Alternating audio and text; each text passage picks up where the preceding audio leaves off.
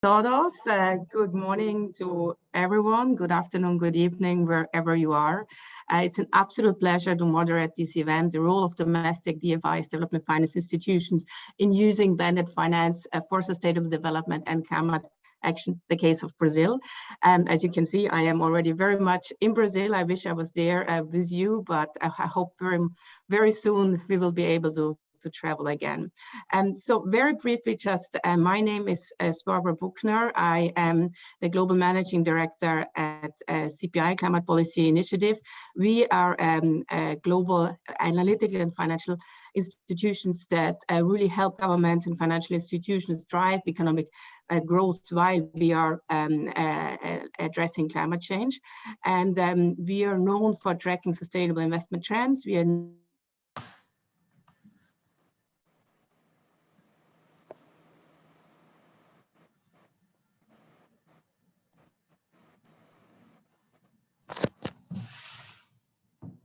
climate investments since 2011, and our latest global landscape of climate finance found that annual tracked global climate finance in 2017 and 2018 crossed for the first time the $500 billion mark. And this is good news. It's good news that reflects steady increases in financing across nearly all types of investors. However, we know that we are still falling far short of what is needed to achieve global climate and sustainable development goals. And the COVID-19 crisis renders this situation even more difficult and reinforces really the need to mobilize private commercial capital for sustainable development outcomes. Our work also highlights, since the beginning of our climate finance tracking, that national, bilateral, multilateral, and development finance institutions are the key actors to raise, manage, and distribute finance, accounting for more than 80% of the total public finance, over $200 billion in our latest report of overall climate finance that we've been able to track. And within the DFIs, national DFIs remained the largest provider of climate finance. But institutions from emerging economies and developing countries are to date an underutilized conduit in efforts to advance the blending and bridge really the investment gap. So to shed light on this issue and explore the use of and also the challenges to blended finance within Brazil's national system of development finance, the OECD, GIZ, ABDE, I'm already getting it wrong, the Association of Brazilian Development Institutions, and IDB are co-organizing today's event to launch a new OECD report. So after welcome remarks and a scene-setting presentation, we will engage in a rich panel discussion, where we will also hope to engage with many of you. So before getting started, let me just share some housekeeping. First, participants are invited to mute their microphones, including the speakers, when they're not speaking. And participants are also invited to use the chat function to ask questions from the start of the event, but also to use the raise hand function in the Q&A section of the event, because in our Q&A session, we will be collecting a number of questions from the audience at a time, and participants will be invited to unmute their microphones and directly raise questions to speakers. But with that, it is now my real pleasure to invite Annette Windmeister, who is the Minister Counselor, the head of the Cooperation for Sustainable Development at the Embassy of the Federal Republic of Germany in Brasilia, to provide welcome remarks. Annette, the floor is yours. Thanks very much, Barbara. I hope everybody can hear me. Good morning and good afternoon. Bom dia a todos e todos. People always like to open events like these, making sincere or sometimes maybe rather routine remarks about being honored. In this case, looking at our panelists today, all renowned, extremely knowledgeable and articulate people, I must confess that I'm actually incredibly and profoundly humbled. Nothing is routine about this for me. So I'm grateful to be at your service for opening this event. I'd like to recognize the presence of many partners like Ministry of Economy, OECD, BNDES and BDMG, ABDE, and many others. Just in case some of you wonder why it is me you have to put up with, a small introduction. My name is Annette Windmeister, as already mentioned. I'm Head of Cooperation for Sustainable Development at the German Embassy in Brasilia. Germany and Brazil can look back on 60 years of cooperation. Actually, we're going to celebrate our 60th anniversary next year. In the last years, or last decade almost, mainly in the field of sustainable development, tackling climate change.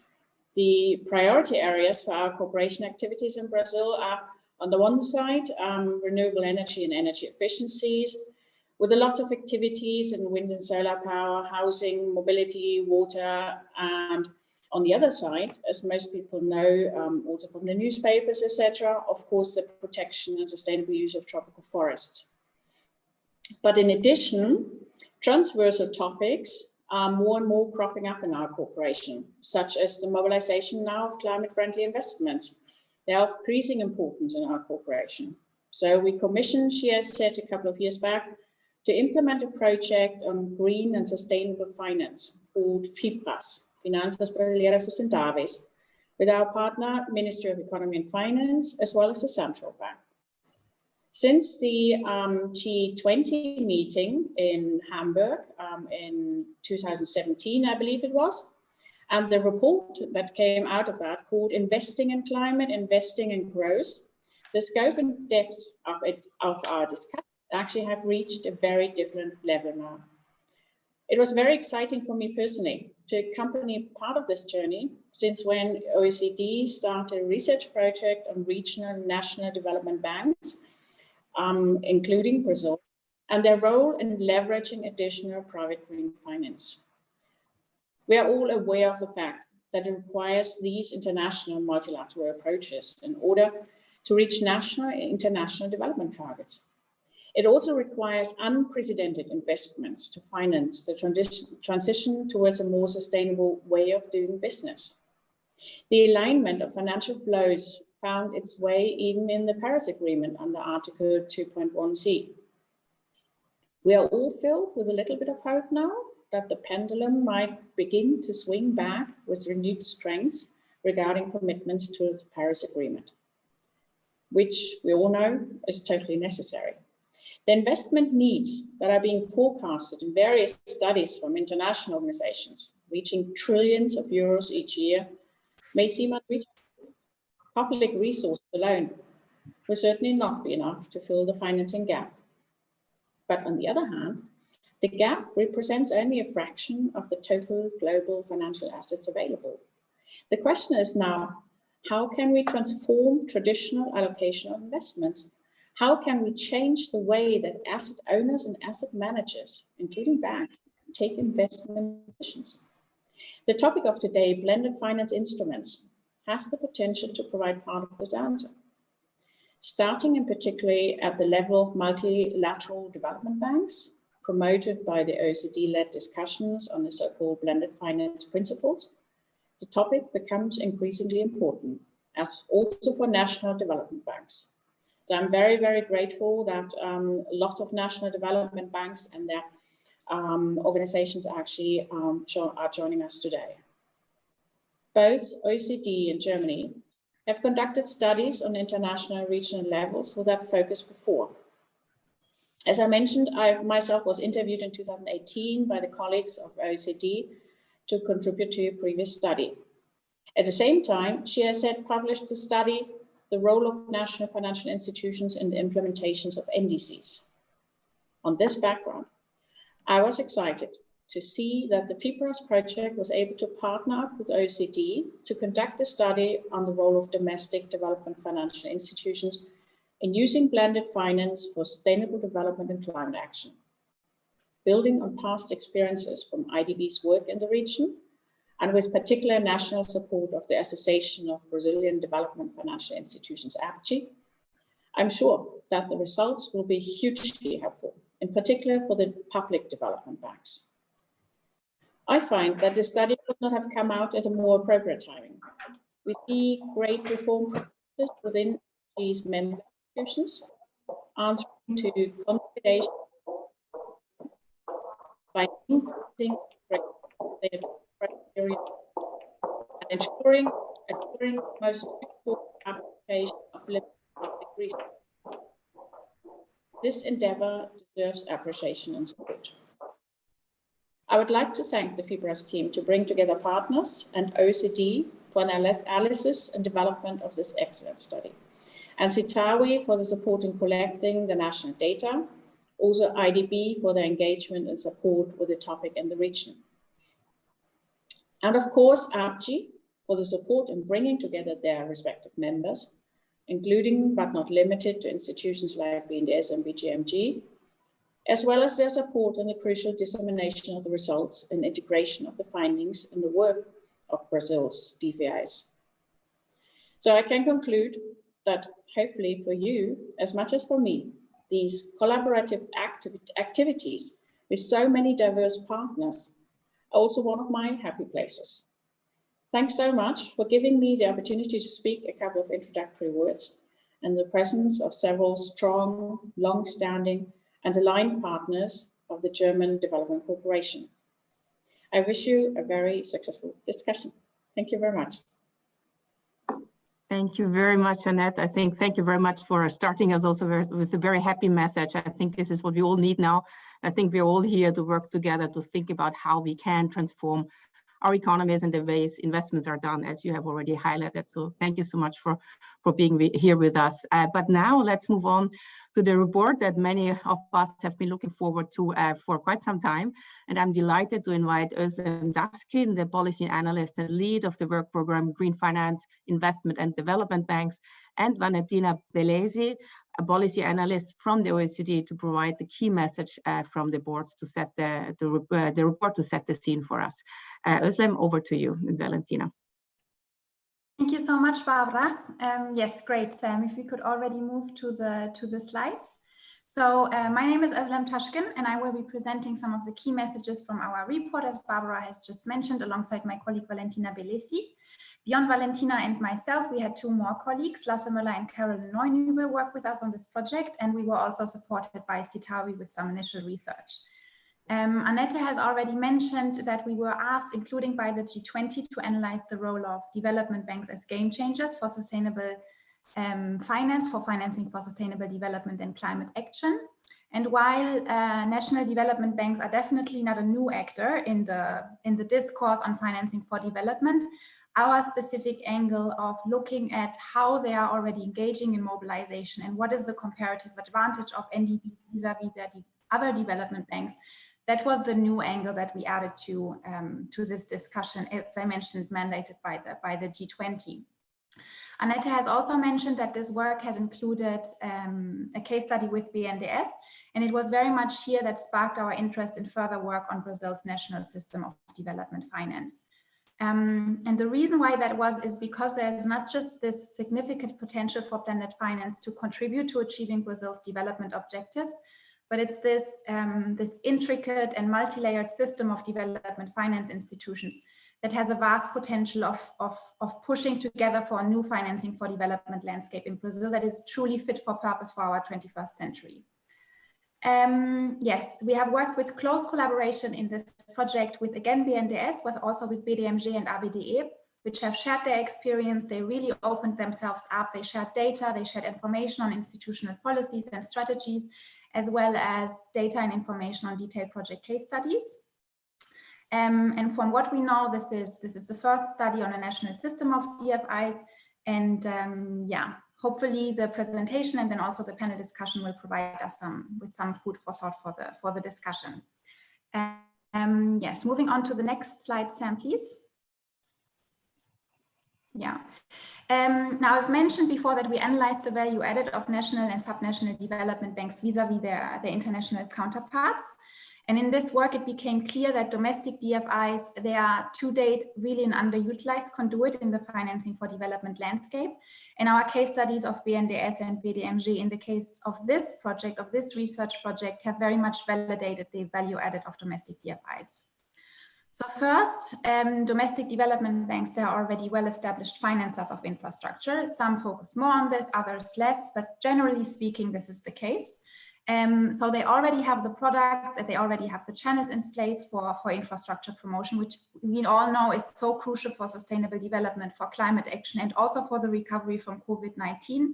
So in theory, it should be relatively easy for them to take on a green angle to the infrastructure agenda. Second, Domestic development banks, they have a certain proximity to governments and markets that is not easily matched by their international counterparts. And they are very much embedded in their national and subnational setup and can help shape, thereby also shape the policy frameworks to, for example, channel private investments into low emissions climate resilient infrastructure or any other project with high development impact but limited available financing. Domestic development banks at the same time, they're also very close to local market players and could thereby also support the creation of future-proof markets by spurring the commercial viability of new technologies. And this also puts them in a favorable position when it comes to the identification and development of bankable projects. Then third, also very important, they do provide financing in local currencies, which is often a positive for local borrowers, but at the same time also something that is not easily done by international institutions. And obviously the provision of financing in local currencies also helps with or also supports local capital market development. And then finally, some domestic development banks already do this, others could do more, but all of the before mentioned items contribute to the potential of domestic DFIs in mobilizing commercial capital for sustainable development more broadly, but also for climate action. So these are all of the reasons why we think that domestic DFIs are very much critical players in the global ecosystem of development banks and really should not be underestimated. And that was part of our rationale for this study. And with that, next slide and over to Valentina. Thank you very much, Özlem. So as part of this study, we have analyzed OECD DAC data on private finance mobilized by official development finance interventions. And that is a crucially important data source that tracks the amounts mobilized from the private sector by those organizations basically that report to the OECD. So mainly DAC donors, DFIs, and MDBs. And what does the data tell us? Basically, if we look at the left-hand side of the slide, we see that Brazil, as many other middle-income countries, ranks at the very top of the top 10 recipient countries of private finance mobilized. In particular, from 2012 to 2018, about 5.6 billion US dollars were mobilized from the private sector in Brazil. So this really shows us that there is already a high engagement in blending, especially in sectors such as energy, mining, construction and industry, as well as banking and financial services. However, we've also conducted, thanks to ABDE, a survey among ABDE members, whose results shows us that only 3 out of the 12 respondents already engage in blending. And if on the one hand, these 3 institutions are already deploying a wide range of blending instruments and mechanisms, as well as a combination of both. For instance, we know BNDES and BDMG already deploy a wide range of instruments such as guarantees, syndication, green bonds, and many others. We also know that there is, from the responses that we received from the survey, really a need for better experience and expertise on blended finance, as well as the high importance of accompanying blended finance transactions with grants and technical assistance at different stages of the project cycle. Moreover, something that emerged from the survey is that basically most of the ABDE members are facing increased momentum to further engage in blending. This is mainly due to the changes in funding and business models, initially from BNDES and then trickling down to the other DFIs and development banks. So one of the messages was really to shift as much as possible the model of DFIs in Brazil from sole financiers of sustainable development projects to really mobilizers of additional commercial capital through blending. And if we can move to the next slide, please. We also looked into the green finance picture of mainly BNDES and BDMG and the analysis shows us that they're both increasingly establishing their green finance portfolios. And on this slide, on the left-hand side, we can see that in the case of BNDES, if we look at the small donut chart, we see that about 17% of the overall disbursements in 2018 were green finance disbursements. And despite fluctuations over the years in BNDES disbursements, this share was more or less stable over the years, which is a very positive outcome. In the bigger donut chart, we see the green finance disbursements across different sectors. And for BNDES, we see that about 46% of this was for renewable energy and energy efficiency, followed by transport at about 22%, and then hydropower. In the case of BDMG, which we see in the right-hand side of the slide, we have that about 15% of the overall disbursements are green. And we have seen good improvements in the data, at least until 2018. And across green finance sectors, we see that the vast majority targeted pollution prevention and control, followed by renewable energy and energy efficiencies. And this analysis also shows the importance really of having disaggregated and comparable data really to be able to analyze and assess in detail the developments in the green finance field across institutions.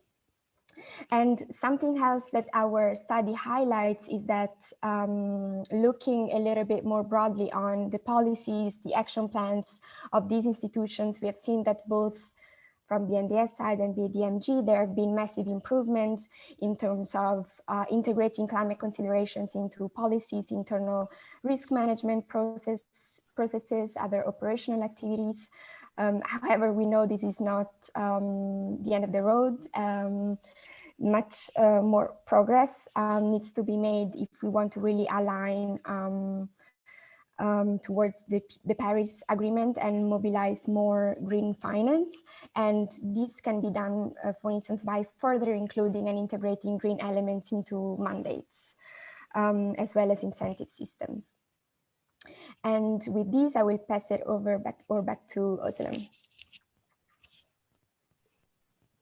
Thanks, Valentina. And then if you could also go to the next slide, which is our key findings from this study. So obviously, BNDES is very different from BDMG, is also very different from the other members of ABDE. But in general, we do see a couple of commonalities when it comes to the advancement of blended finance. The first one is probably one of the most important ones, is if we want Brazil's domestic development finance institutions to play a truly transformational role for development, then they need clear mandates on climate as well as on mobilization. And then there's also this change in mandates also needs to be institutionalized by strategies and incentive systems, both at the corporate and at the staff level. And the DFIs also need adequate capacity to act on climate and to act on mobilization, and also relevant tools to do this. This sounds very much like a pretty comprehensive change agenda, and it also is because we need to, in a sense, we need to rewire development finance institutions.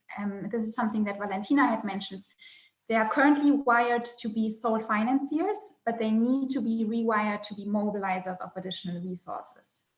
Because if we look at the investment needs in Brazil, and if we compare this to the balance sheets of Brazil's development banks, it is that there's a mismatch. And then, of course, we can also factor in the balance sheet of internationally operating development banks and their share of operations in Brazil.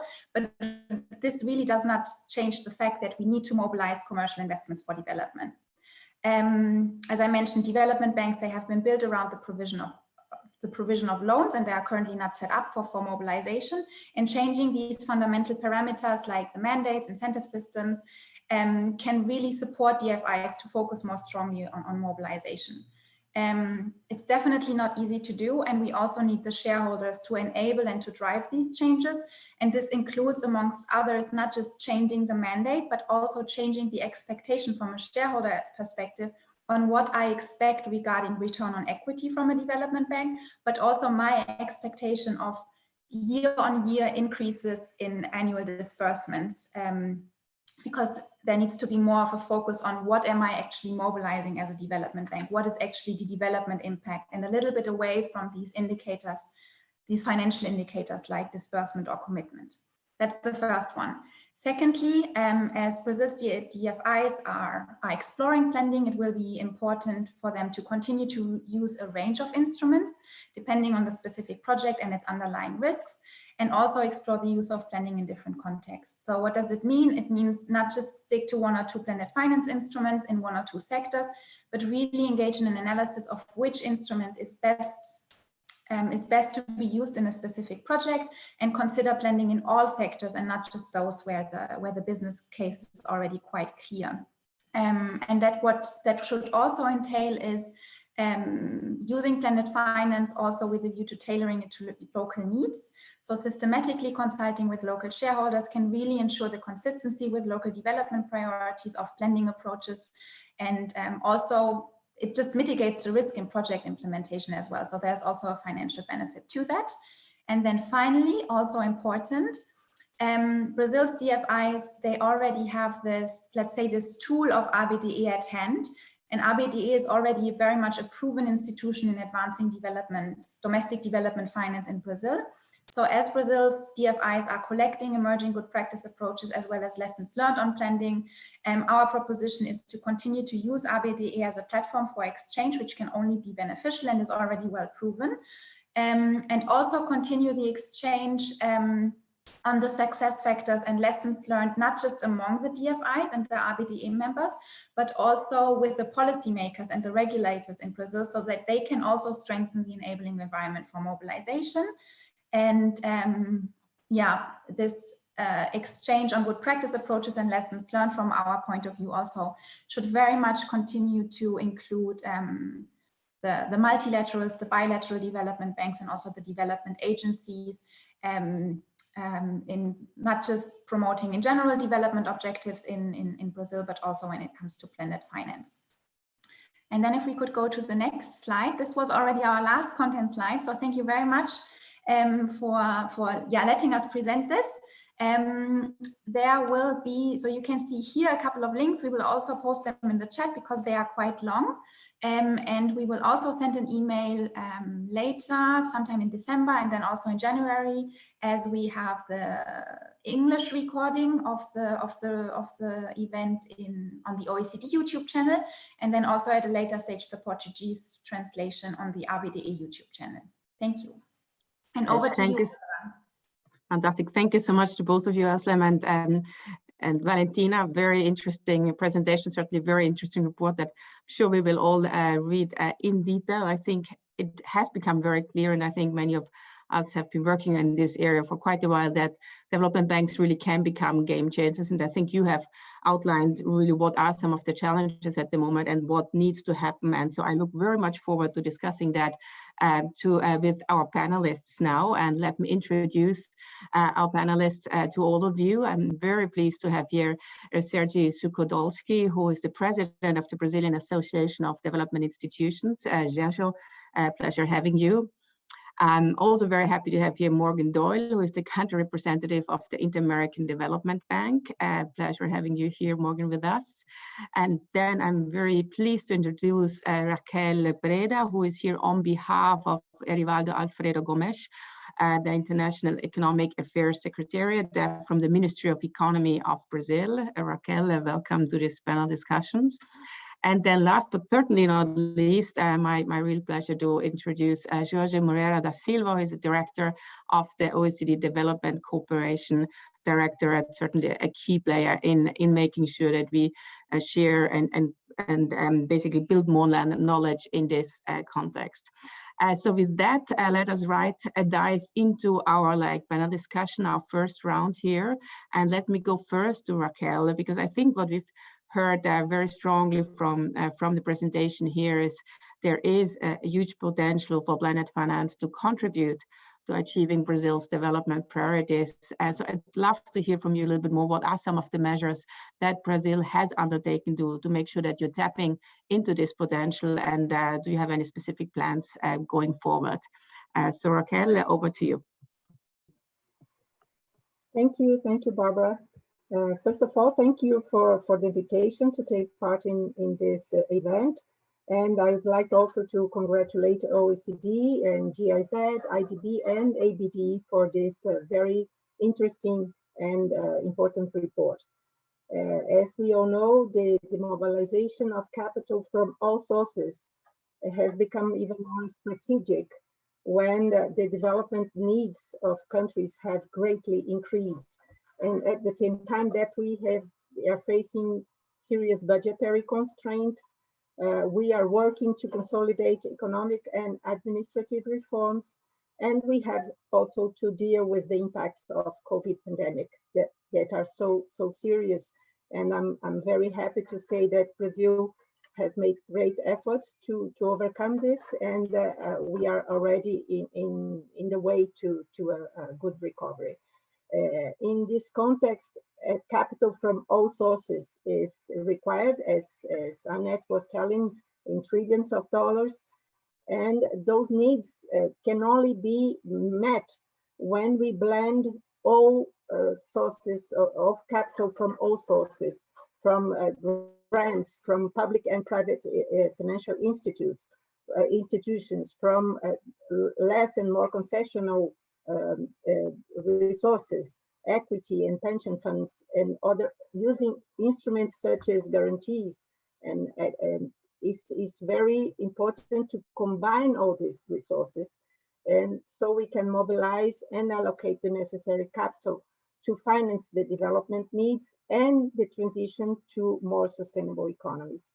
The document shows that Brazilian development banks, such as BNDES and BGMG, but others as well, have already some experience in using blended finance to contribute in a very concrete manner to a more resilient and sustainable economy in our country.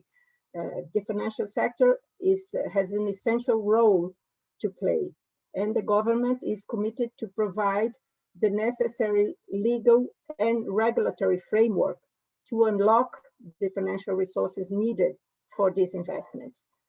Through the work of SAIM and our involvement in our dialogue with international, multilateral, and regional development banks, we follow with great interest this international discussion on how Brazil can take better advantage of the opportunity blended finance represents for our economy recovery in the context of sustainable development.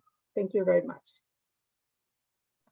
Thank you so much, Raquel, and I think thank you so much for again highlighting the need to have capital from all sources, and also to have an array of instruments and of tools to really make sure that the sufficient amount of investments are mobilized. And I think I really want to highlight also your commitment from the government to providing the necessary legal and financial frameworks, which we have certainly seen is one of the key components and key ingredients that allow an enabling environment that attracts more investment. So thanks so much for that. But with that, let me move on to Georgia from the OECD. And obviously, Georgia, OECD has been working on the critical and changing roles of the development banks for a while, including also those from emerging economies and developing countries. I've seen you do that since like at least part of the last 4 years. And so I'd love to hear from you a little bit more what the challenges that you have identified that development banks and DFIs more broadly are facing in delivering both the 2030 agenda, but also the Paris Agreement. So over to you, Georgia. Thank you, Barbara. It's really a pleasure to be with all of you today. Unfortunately, I'm not speaking in Portuguese. It will be a pleasure with our colleagues from Brazil. My colleagues, Özlem and Valentina, already provided the big picture from this report. So I will try, when answering to your question, Barbara, to link this with other existing work to emphasize that context is everything. And we know that dealing with this crisis, the pandemics, but also with the climate crisis, the role of national development banks, it's vital, it's critical. we really need to get infrastructure right. We cannot launch any kind of investment now that several packages of investment are being developed, both in OECD countries, but also in developing countries, to take decisions that are not consistent with the Paris Agreement and with the 2030 agenda. That's why the role of the national development banks, it's special, because they are influenced and they influence governments. They have their governments as their shareholders. They are not just direct investors. They are also catalyzers of additional investment from commercial banks, other sources of financing through blended finance, but also through other innovative mechanisms. And they are also catalyzers of reforms, of public policy reforms that are really the enablers to attract investment. So national development banks' role, it's vital. I'm really glad to see that recently in the Finance in Common Summit, this was emphasized. There is a good momentum.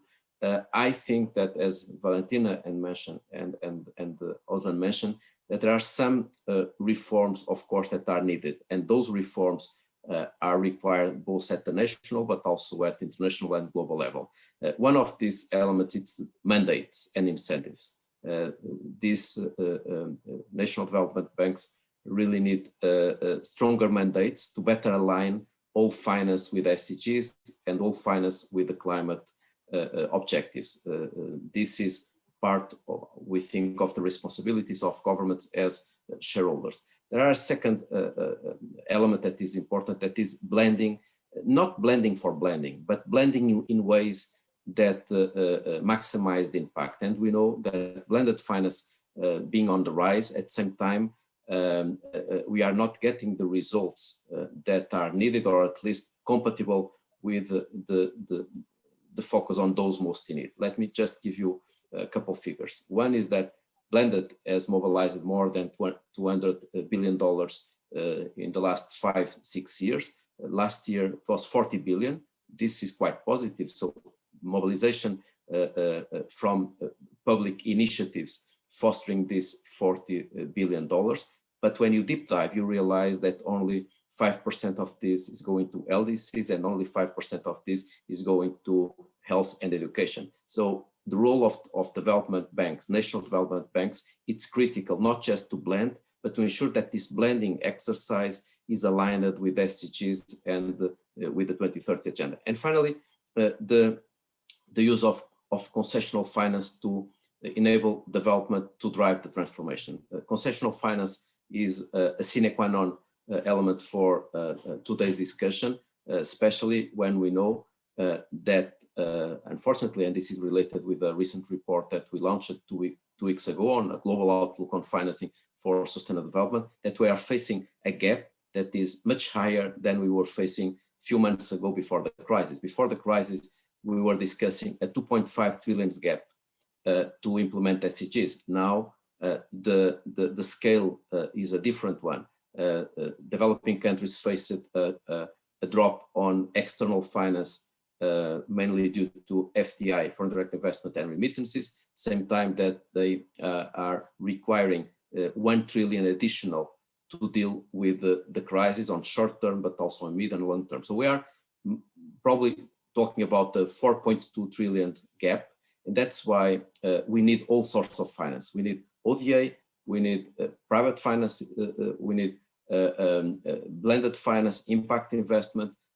We also need to discuss issues such as debt. So I'm really glad that Brazil is taking a vital role in this conversation.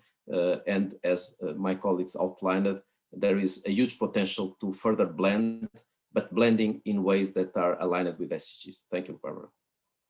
Thank you so much, Jorge. I think also making this really important link to the increased gap that we see now, given the current situation, but also I think making, the important point on context is everything. I think we really need to think bigger and thinking about how you can finance a sustainable recovery and the role that development banks can play in this context, and obviously some of the reforms that are needed, and I'm sure we'll go a little deeper in some of them in our discussion. But with that, let me actually invite Sergio now to come in and contribute to the discussion, and we'd love to hear from you a little bit. You know, you have just been appointed as the president of ABDE, and can you tell us a little bit more about the association and what you also think more broadly about the role of Brazil's development finance institutions in making sure that you're driving and achieving Brazil's development objectives. So Sergio, over to you. Thank you, Barbara. Such a pleasure to be with you this morning in Brazil, this afternoon in Europe. I'd like to salute the organizers, especially OECD, the German corporation, GIZ, the Inter-American Development Bank, which have been great partners, and my colleagues from ABDE, the Brazilian Development Institutions Association, which I recognize several of them are watching us here, as well as the team. Barbara, I believe that Brazil is very well equipped with its development finance institutions spread all over the country. We are more than 30 institutions on the subnational, regional, and national level. Members of ABDE include BNDES, our National Development Bank, Banco do Brasil, which is a national commercial bank, public commercial bank with a development portfolio, all the regional banks and development agencies, and also financial cooperatives. We have some large ones in Brazil. We are fully aligned with the three main sustainable development agendas that are out there, since Brazil is a member of the UN, and this has become internalized as we ratified both the Addis Ababa Development Finance for Development Agenda, the Agenda 2030, and the Paris Agreement. As a matter of fact, I couldn't agree more with my colleague Georgie on the outcomes of the Financing Common. We were leading one of the high level panels during that event. My only disagreement, which I have suggested to Sherry Spiegel, is that since we have entered 5 years into the Addis agenda, we should go beyond the national development banks and actually tap into the subnational development banks, especially in large countries. If we look at the experience of Vietnam, even the US with California Investment, IBank, California Infrastructure and Economic Development Bank, and all the green banks on the East Coast. If we look at Germany with all the development banks of specific German states. If we look at Mexico, if we look at Colombia, and if we look at Brazil especially, we will find that in large countries, the subnational development institutions have a very important role in implementing these three global agendas on the ground. Especially as we enter the decade of action in the 2030 agenda, I believe that subnational development institutions, together with the regional, the national, and the multilateral, should form a cascade. They should be interacting with one another, partnering, so that the resources for doing the transitioning, for financing the implementation of these agendas are effective. And this is something that we should work together, as the report presents, in really sharing the tools, the knowledge, and mobilizing capital, not only from public governmental sources or multi-governmental sources, but also from the private sector. And in this respect, we have been moving up on the curve of financial sophistication in Brazil, as referenced by Raquel. Not only BNDES, BDMG, but several of our other partners, PRDE, Desenvolve São Paulo, and many of our other fellow colleagues and institutions have been, each of them sort of act as a small development lab in launching a large array of more sophisticated instruments with a lot of impact on the ground. The Brazilian the Brazilian Development Finance Association is now comprised of 31 different institutions, as I referenced. They have a deeper regional specialization. This is inherent to their activity. So they play an essential role as a last mile institution in implementing, evaluating, monitoring, and reporting what has been done on the ground. And I attached great value to this work that we are doing. Actually, since we took office, and I've been, before taking up the office as president of the association, I was vice president of the association for quite some time. And we've been champions in promoting the association as the platform for sharing those best practices, the lessons learned, the tools, and actually accelerating and trying to scale up blended finance in Brazil. I believe we are in a strategic position to address this challenge, and being this linking point between the implementation of public policies and operation in financial markets. Some of our institutions are already issuing sustainable bonds. Other institutions are partnering with a large number of multilateral development institutions. I should remind you that Brazil is a founding member of the World Bank. Brazil is behind the idea of the creation of the Inter-American Development Bank, which was presented by President Juscelino Kubitschek to President Eisenhower back in 1958.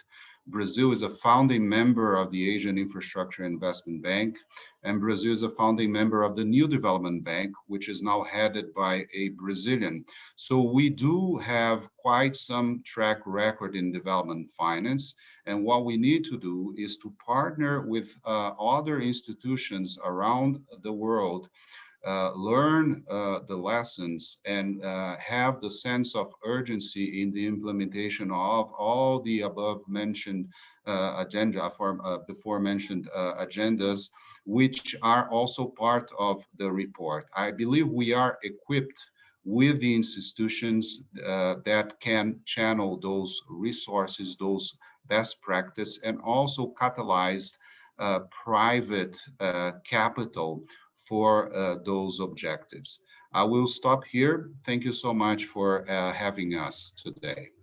Wonderful. Thank you so much, Sergio, for really shedding more light on the ecosystem of Brazilian development finance institutions. Certainly very impressive. I knew that there were a lot, but 31 just in your association, I think that is very impressive. And I think you very nicely highlighted some of the really kind of additional values that these institutions have, both like being this last mile institution. But the point I think I want to highlight, and certainly what we have seen in our work as well, is this financial sophistication. I think I've been very impressed with some of the financial products that have been tested and explored and tried and developed in Brazil. So certainly something that needs to be shared with the broader community. And I do like your saying of the cascade of subnational, regional, and multilateral and global institution. I think there is a real need to make sure that this exchange happens and that there is a better cooperation. But I think we have a fantastic next panelist that can already show one of the links there from the subnational or regional ones to actually the regional to the multilateral ones. So Morgan, it's a real pleasure to ask you now, actually. I mean, IDB obviously has a very long history of working closely with domestic development finance institutions in Latin America, including with national development banks, and much that IDB has been doing also in these collaborations was on very innovative climate finance that we've also seen again in Brazil. So I'd love to hear from you a little bit more what you think is the comparative advantage of NDBs as a partner for IDB. Again, others are listening here, what do you see from your perspective that, are some of the win-wins that exist basically from having multilateral development banks work together with national development banks. Over to you, Morgan. Great, thanks so much, Barbara. Well, it's a real pleasure to be here, and I take advantage to say hello and to my colleagues and friends, Sergio Guzman, Raquel Breda, and as well as to say to Jorge, and I'm really pleased to be able to participate in this event. As you mentioned, we have been indeed working with Brazilian development finance institutions for a long time, and we feel quite lucky, I should say, that we found many partners that are that share common goals and a vision with us. And I guess that's somewhat related to what Sergio just mentioned, that Brazil has a remarkably solid and active DFI system. And so to answer specifically your question, one of the key reasons is that there are absolutely huge advantages to working with partners that have a very solid grasp of the needs, the reality, and the potential of local markets. Having institutions that have a very strong local presence is critical. They also have a great deal of capillarity. They have a reach that allows one to understand and to target specific projects and to support scaling up at scale, and rather support sustainability at scale, which is an incredibly important advantage. There are also, we've found along these many years we've worked with our partners here, very flexible and willing to take on risks and engage in discussions about how best to structure strategic operations that move the benchmarks, that push the frontier, and for aspects that would not be top of mind necessarily for the private sector. And finally, as development institutions like us, they have a mandate and a close relationship with projects that are transformational, and so that's critical. They're also here in Brazil, the DFIs and the national and subnational are very solid. We have very qualified people that are committed to their work, and they provide a vehicle to blend and also to access and mobilize commercial resources as well. Those are some of the key factors that have undergirded our decision to really work with domestic DFIs in our daily development activities. Indeed, we've been doing it now, we've been working with DFIs from the IDB for over 40 years. It's really part of our lifeblood of what we've done. In fact, here in the last 10 years, we've worked extensively with over 40 domestic DFIs in Latin America, allowing them and pushing them to scale up and mobilize innovative green finance and sustainable finance. That has been critical in enabling the IDB group to provide more than $2 billion in climate finance. And those resources have then been leveraged 3 times over with associated sustainable investments. In Brazil, we really prize the relationship we have with ABDE and with many of the leading development finance institutions. And we're very pleased to have had this partnership over the last 10 years to spur the sustainability agenda in Brazil. We've sought to blend our resources in climate finance to support tailored financial institutions. This speaks to the point that was raised in the report with regard to building markets, and I think that's an incredibly relevant reason, or rather motivation for our work. For example, the energy savings insurance program that we launched here with BNDES and with BRD, working on large financing operations, for instance, $900 million program with BNDES to scale up private investments in wind power. These have transformational potential. This is really why we believe that development finance institutions play a critical role in this agenda. Over the last few years, we've also been very active, and we're very proud of an initiative in which we've partnered with ABDE, with the Brazilian Securities Exchange Commission, and indeed has a partnership with GIZ as well, which is the Brazilian Financial Innovation Lab. That's a place where, in conjunction with our partners, we can talk about how to build markets. What are the specific structures and instruments that we can mobilize in order to bring about the substantive and long-lasting change that we all aspire to. And that has brought together over 200 private and public players working on solutions to develop a greener financial market here in Brazil. It's also been critical to bring in and to raise awareness, which is, I think, an incredibly important aspect of this work. So to summarize, I think that DFIs offer an incredibly robust and risk-loving, if you allow me the term, means that is risk-tolerant, means to access financing. And it's important to remember that Brazil has an unbelievably robust pipeline for infrastructure investment coming forward, among the most robust in the world, given its scale, as well as the infrastructure gap. And so now more than ever, this report and this effort is timely, because there is indeed going to be a need to, as those who spoke before me highlighted, the incredible financing gap globally plays out here as well. And given the amount of infrastructure that's needed, we're all going to need to participate and to coordinate and to ensure that that infrastructure is done in a way which is consistent with our long-term goals on climate finance. So back to you. Thank you so much. Thank you so much, Morgan. I think that was really helpful. I think just again seeing, as you said, a solid grasp, huge reach, but I did love the risk-loving nature, because I think you're right. And I'm actually very glad that you both talked about the Brazilian lab, but also about the energy savings insurance, which is actually an product that came up of another lab that collaborates with the Brazilian lab, which is our Global Innovation Lab for Climate Finance, which TPI runs since 2014, and which has a specific Brazilian stream as well, and where we only focus on the products, the financial instruments. But I think what you highlighted also from the Brazilian lab, I think it's so important to have this platform to sit together, to discuss and to raise awareness as well. And I think the lab that IDP has been leading there certainly is a really important place to make sure that we share also experience. But let me do a speed round, and I'll actually start the other direction around. So I'll start with you, Morgan. Just thinking, as we are it's almost Christmas, so I think we all have some wishes on our minds, and obviously we all want to kind of make sure that development finance institutions have a bigger role to play going forward. So what would you wish, and how could governments or, the international development or climate finance community basically better enable domestic development finance institutions to engage in blended finance? And I'll make a speed round before we go to the next segment of this session here. So Morgan, what's your one wish?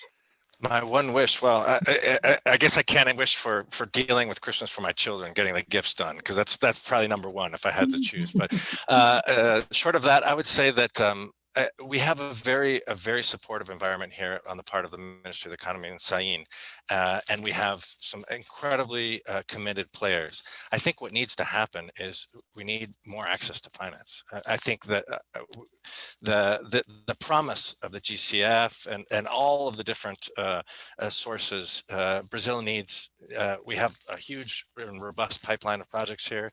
We have a great deal of talent. We have a great deal of drive. I think that there just needs to be more access. Fantastic, thanks so much. Sergio, what's your wish? Well, as mentioned in the report and also by several of the partners here, including the Financial Innovation Lab, which we're very proud to have founded together with the Inter-American Development Bank, the Brazilian SEC, and GIZ. I believe we have the tools to develop some of these instruments. Now we need to scale them up. We already have some of the institutions using guaranteed funds. I think that's one of the priorities here, especially for developing countries. And in 2020, we have these instruments have gained even further relevance, given their role in the counter-cyclical programs that we've been operating.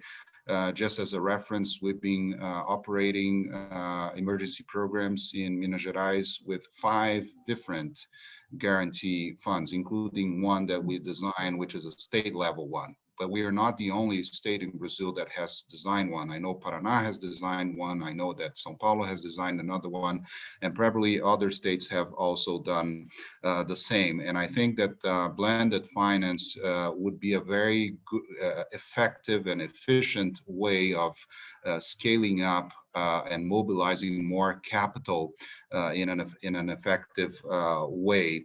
Syndicated financing and crowdfunding are other examples, and I have my colleague Jeanette from Badesul has just launched a very successful program together with IDB on the crowdfunding, and also the bond issuances with BNDES doing its first green bond issuances a few years ago.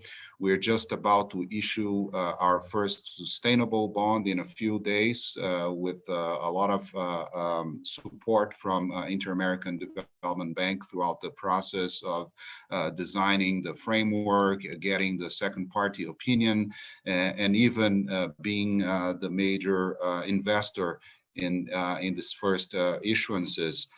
So we are very much looking at international experiences, especially in Mexico from FIRA and also from other partners all around the hemisphere and other parts of the world.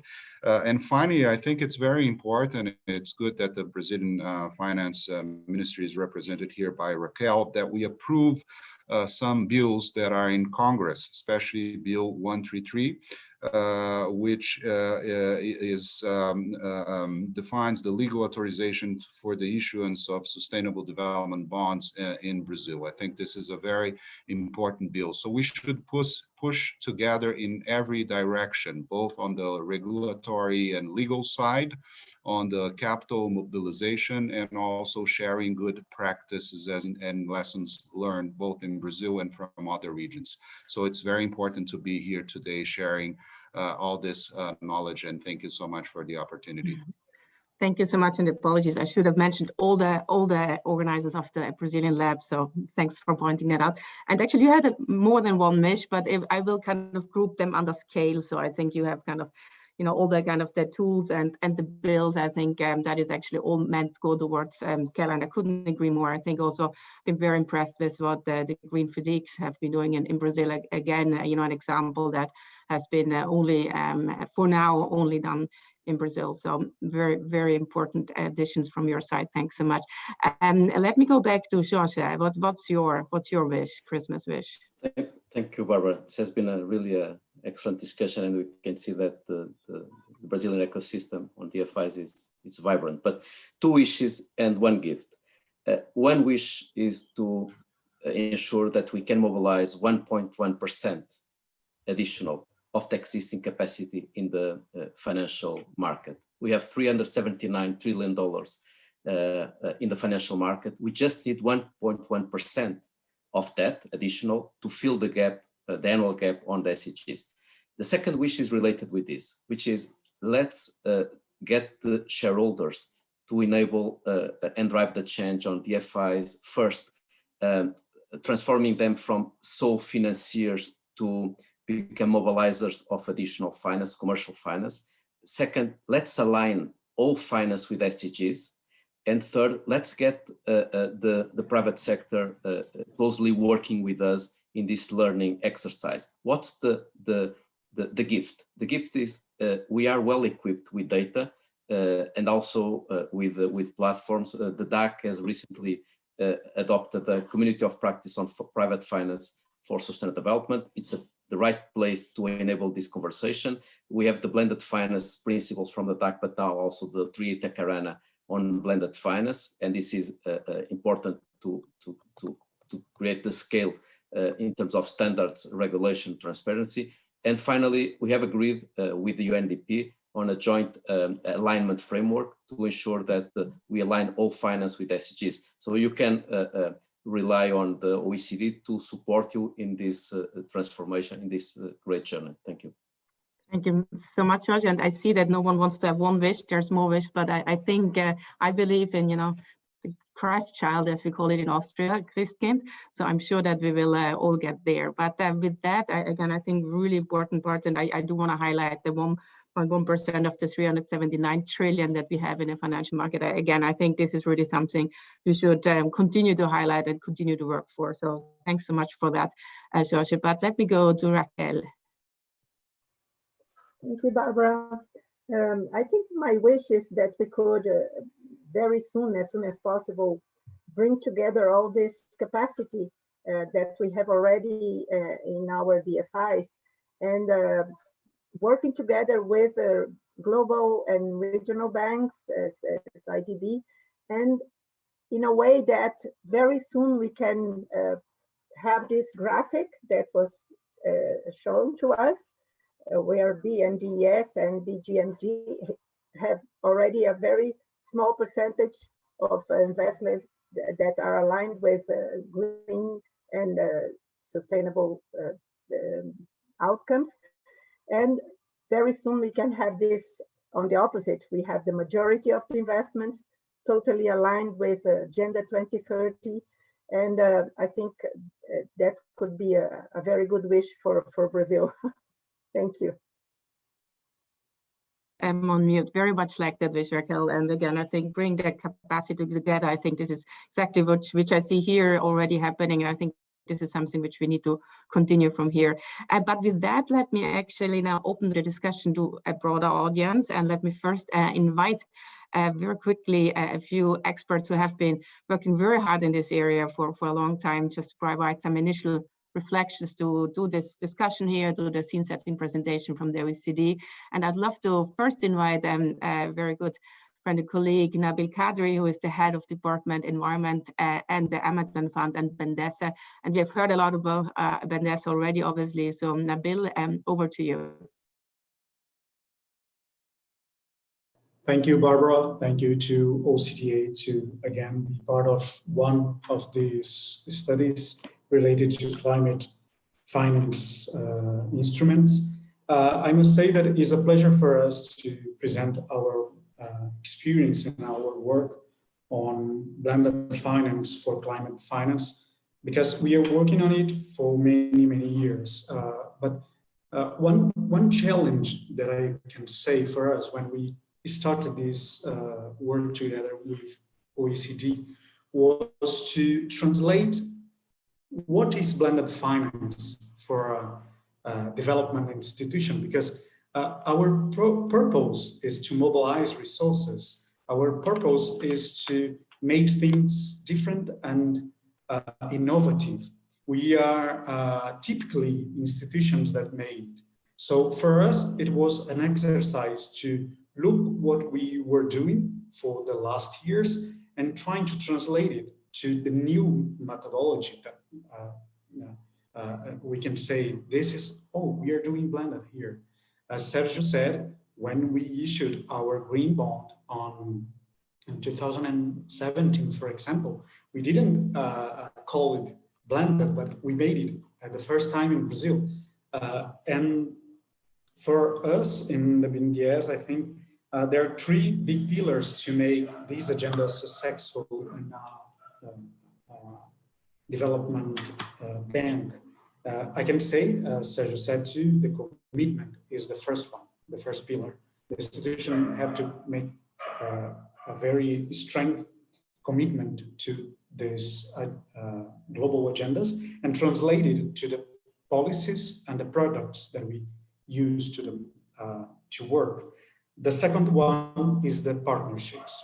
Without partnerships, we don't go anywhere. So, and I can say here that we have great partnerships on climate agenda with CPI, with OECD, with GIZ, UK Prosperity Fund, CITAUI. We have this big partnership network working with BNDES to advance on this agenda. And the third pillar for us is the transparency.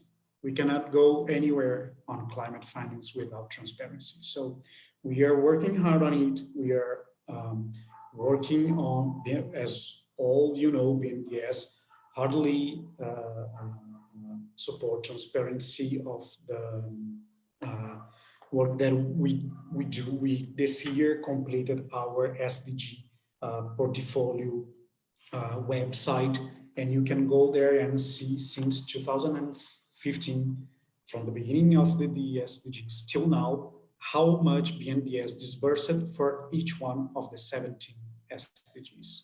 It's all in the website, the methodology to achieve these numbers on our portfolio too. But I have one point, Raquel, that I want to say about the numbers of the disbursement in green finance. And this is a challenge that we look always to this way, the disbursement. But this year we made an exercise inside the bank. We looked at disbursement, but now let's look to the portfolio, as we are a long-term bank investor.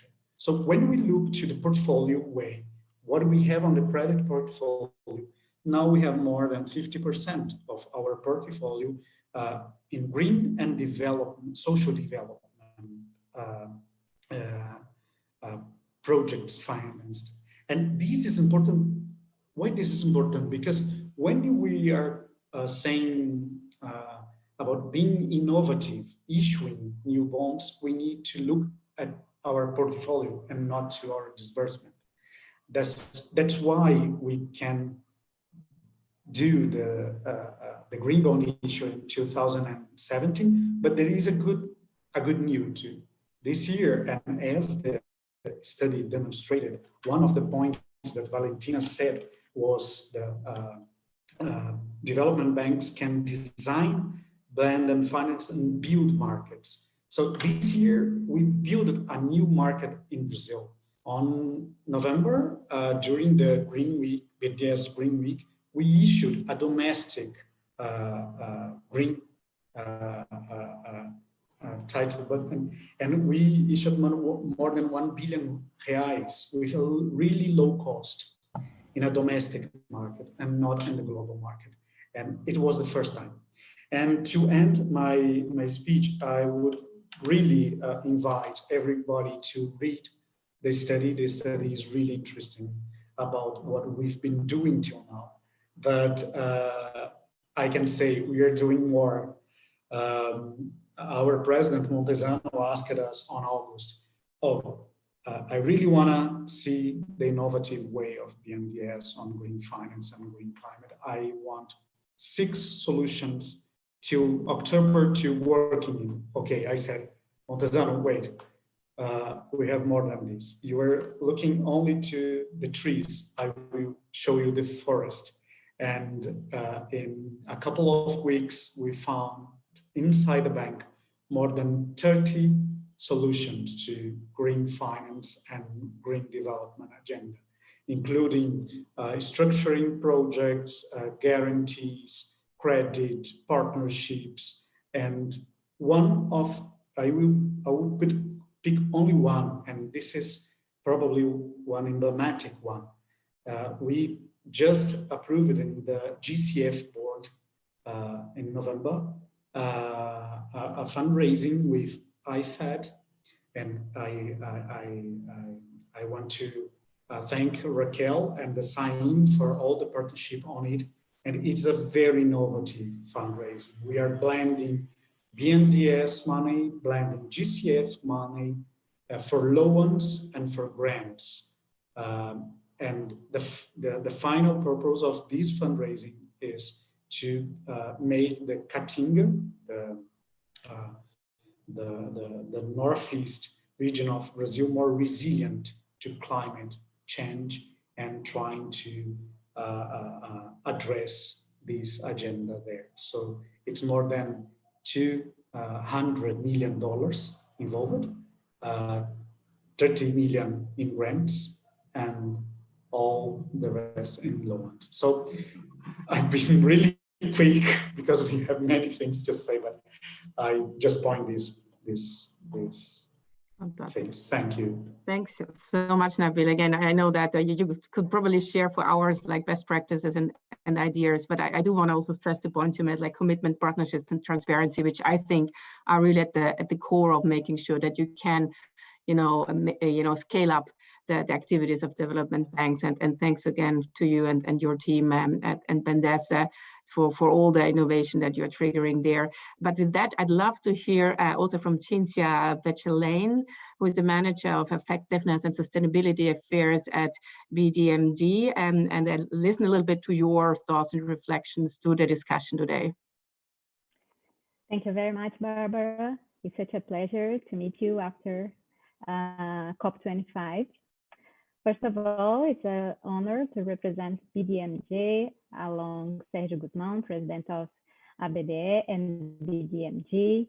And I also would like to thank OECD, GIZ, and IDB team that has been supporting this unique study on blended finance in Brazil.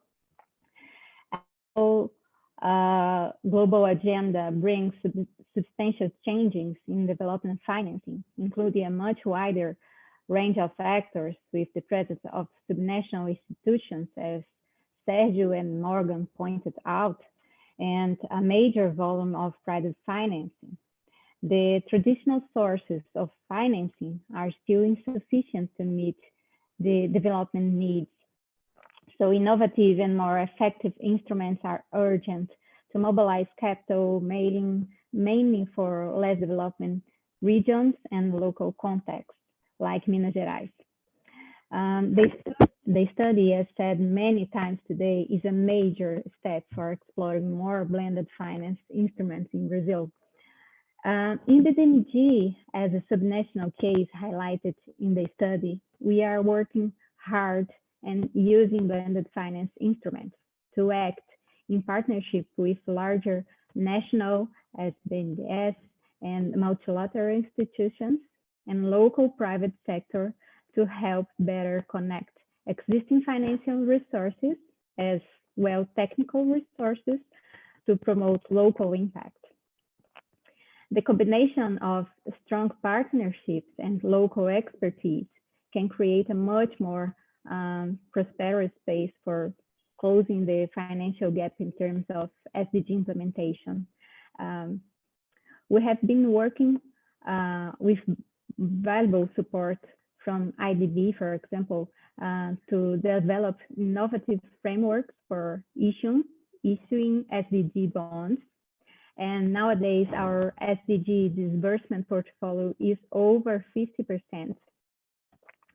As the sustainability framework is available in our website as well, so I think it's good to go there for a moment. And we are also reinventing our guarantees in the context of COVID-19.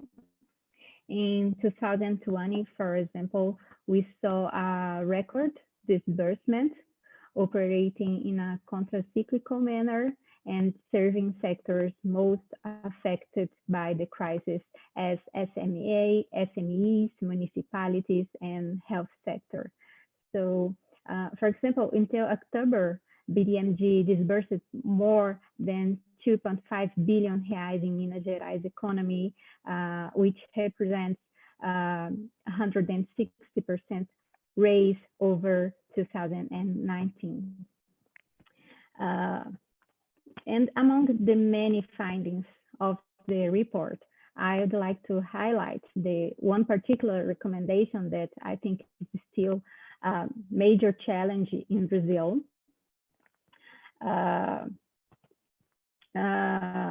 which is a stronger evidence base with clear information and transparency. That's because I believe that one of the challenges of sustainable finance is precisely the establishment of indicators and tools to assess the amount of financial flows and their link with SDGs.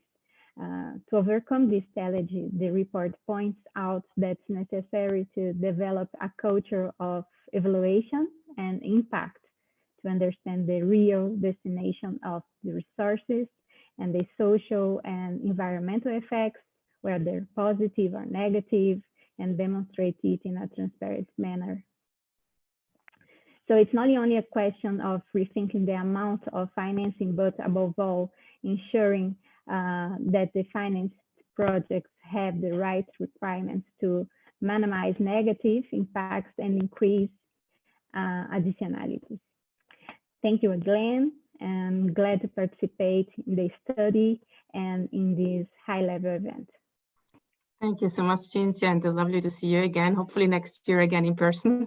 And thanks, really, I think, to pointing to one very important, again, action from development banks, which is like being able to act counter-cyclical in, times like today in COVID-19 crisis times, where you've been clearly helping the ones that are most affected. I think that is something, also a question that came up in our chat. Obviously, as you can see, we are getting so much information here. We probably will not manage to get to all of the questions, but let me reassure you, we will get back to you by email on all the questions. So please keep them coming, as we are going to hear from two more experts. And I'm very delighted, actually, to now invite Maria Neto, again, another good friend and colleague, and certainly partner in crime for many years. She's a financial markets principal specialist, probably doesn't need any introduction here, but from the IDB. But Maria, over to you. Thank you very much. It's a pleasure to be here. I must say, I think Morgan said it all, but I wanted just to maybe add some things, also taking up a bit on what he said and some of the comments of Sergio. I think one issue when we talk about blended finance and for what, no? And I think also the question is, what is the best mix of the resources? No, I remember my boss, Juan Ketterer, in some of events, old events we had, we used to have a bottle of whiskey and say the right blend needs to be well done. So I think the lesson learned we have from Inter-American Development Bank, working with a lot of DFIs in the region, is that's not only about the blend, it's about the type of blend, on how you actually mix in the best ways grants with loans, with guarantees, and how you actually structure the financial instruments in a way that make them effective. Our experience with that is that, from the one hand, we need to do clear diagnosis and understand what we want to leverage as investments. I think the learning lesson is that there is not one bulletproof for everything. We need to have dedicated financial strategies for different situations. Financing bioeconomy or infrastructure, transport, or energy efficiency are very different things. You need to develop financial strategies for that at the one hand, look at what is the demand, and I think is important the role of public banks in collaborating with partners. And we saw here the example, for example, of BNDES mentioning that they are working with a lot of NGOs, and BDMG also with a lot of innovative approaches on, for example, the PPP structuring. I think it's very important to work on that part, that we can have good bankable projects that need to be there for financing, but at the same time, the financial instruments need to be adequate.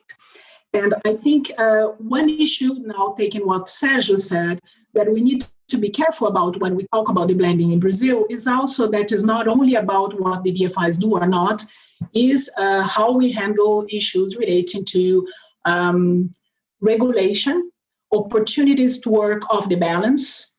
And as Morgan said, we are risk lovers. I think the key role of public banks in the region, and I'm talking now actually even more from the region, because some governments have, I would say, more flexible regulation than Brazil, is, for example, structuring of guarantees, or being able to have off-balance mechanisms that can take more risk that the banks cannot take on their own balance, and being able to structure those programs precisely that using the kinds of climate finance and concessional finance that can allow us to maybe learn and develop those programs so that they become effective, and eventually, we don't need any more the concessional finance. So I think the lesson learned for me is it's very important when we are talking about blending finance to also understand very well how we work with the banks to be able to develop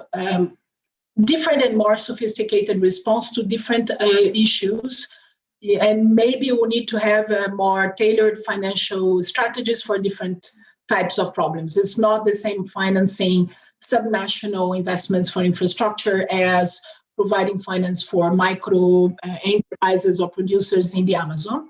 And I think the solutions will be very different. The use of grants, the loans, I think where we MDBs have a role to place this. We have been working a lot in learning with the DFIs. I think we learn together. As Morgan said, the DFIs are a great opportunity also for us to do some kind of piloting, and they have this willingness to work in a different way. But I also think there is a need for serious discussions on regulation and opportunities on how those banks and these institutions can really take more risk, do more, and be more flexible, which being regulated, supervised banks is not always possible. So I think the working also with governments and having discussion about how they can flexibilize their activities, what kind of ways of working off balance on strategic issues is important to consider. So would like to say, apart from that, I think as you mentioned, Barbara, it's a great pleasure to be working with CPI also on our lab and your lab. I think the labs are key for that because they allow a discussion public-private. And I think the lab in Brazil is, for me, I would say one of the most exciting examples I had in my career on seeing so many public and private financial players discussing, and where a lot of those banks and these DFIs can also learn. As Sergio mentioned, Banco has launched the first crowdfunding program with matching resources from the local development bank DFI with crowdfunding, and I think it's possible, but requires this dialogue and a lot of support also to design. And then, basically, I think that would be my 5 minutes. Thank you. Thank you so much, Maria. Again, couldn't agree more than to be really kind of careful about the right type of blend, as you said, but also about really having these tailored strategies. So and also obviously about the labs. I completely agree. I think this is really where I've been most impressed as well on how new ideas really take place, and take shape and take form. So we have one more intervention. I do realize we're at the end, but I do hope that you have a little bit more time, as we have a fantastic additional speaker and intervention from our colleague Edson Santos, the Subsecretary for Economic Policy at the Ministry of Economy in Brazil. So would love to take a few more minutes to hear from him, and then we are going to close and hopefully we'll have a chance to talk soon for a longer time. Over to you, Edson. Good morning and good afternoon, everyone. Unfortunately, Edson had a conflict in his agenda and he asked me to speak in his place. Sorry for that. First, I'd like wonderful. I'd like to congratulate every participant of this report, OECD, GIZ, BNDES, BDMJ, and ABDE, and everyone that have this opportunity. It comes at a strategic moment to help the Brazilian economic recovery for COVID-19. I'd like to speak about recent government measures to increase the private financing through capital market for sustainable infrastructure projects. Some measures, some laws, a decree that can help the blended finance through public development banks. I see that a strong capital market can really contribute to private investments, in specific regarding the infrastructure projects. Brazil has a huge demand, need to put in place good and big infrastructure projects, and it's really a strong big opportunity to have in the floor, to have in our country a sustainable economy, to green our economy, I would say. First, I'd like to stress 2 measures. First, the law 13483 from 2017 that introduced the TLP, a market-based long-term rate. This TLP replaced the subsidized long-term interest rate, TJLP. So it helped to come bonds from company and to decrease the disbursements of development banks. So the capital market improved in this period after 2017, I would say. Also, the law 12431 from 2011 introduced the infrastructure debentures. They are similar from project bonds in other countries. It is a long-term debt instrument. The duration must be minimum 4 years from the issuance date. It has a tax benefit, 0 tax rate for individuals. And I can say that in 2019, the infrastructure debentures issuances in that year surpassed BNDES disbursements to infrastructure projects. So we could see a balance of resources, capital market, private investments, and public investments. Also, I would like to highlight the Decree 10387 from 2020.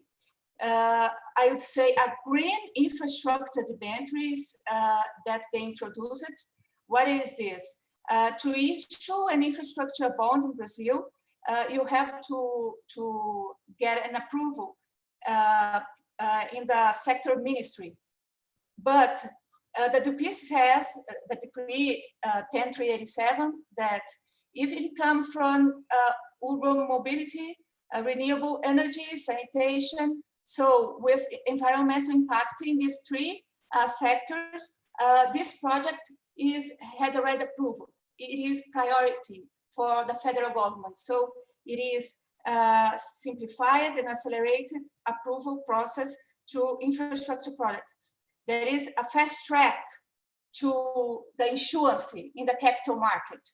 And the federal government says that these projects are from sustainable sectors are priority for the infrastructure debentures that have tax benefits. I would like to highlight that the effective green infrastructure debentures, the position until October 2020 is 80 billion reais, okay?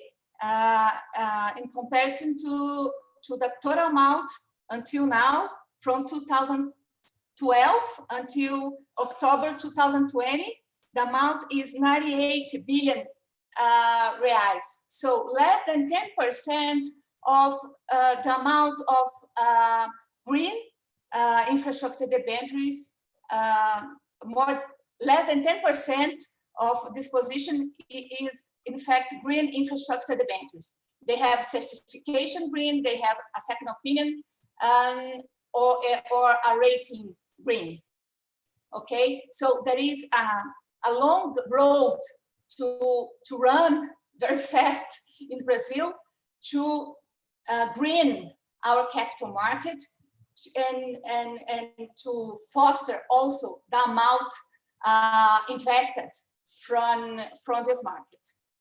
A challenge that we have in this market, infrastructure debentures, is that the 0 tax rate for individuals brought now in the investor base almost 30% of individuals in the investor base. So for the investors, only less than 4%. Private pension entities, less than 1%. And investment funds and clubs in Brazil, 20%. So there is in the Congress a congressional bill that our hope is that to be voted in the next year, in the next semester. It is the PL 2646 from 2020, which the main goal is attract institutional investors, pension funds,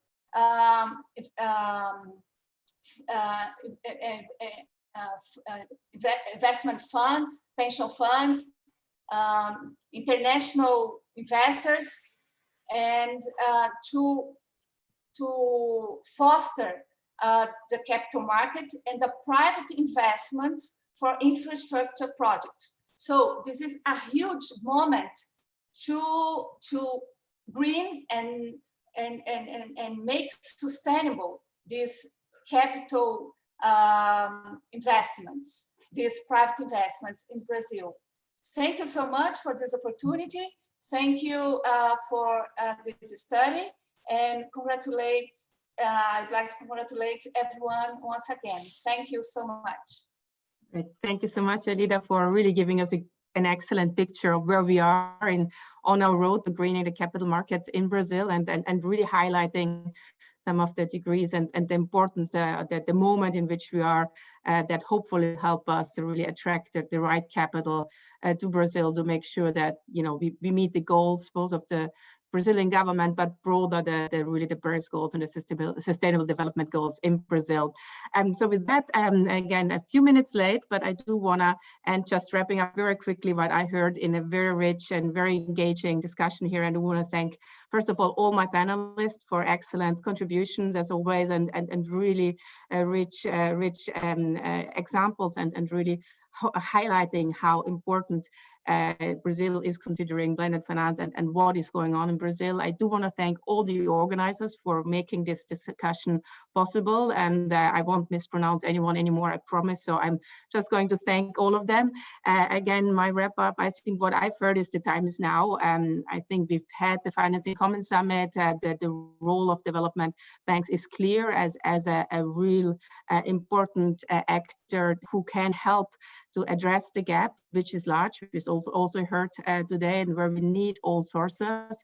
Again, good news, development banks can be game changers. The OECD report is showing that. Have the products, they have the channels, they have the relationships, and they have the desire to take the risks and to experiment.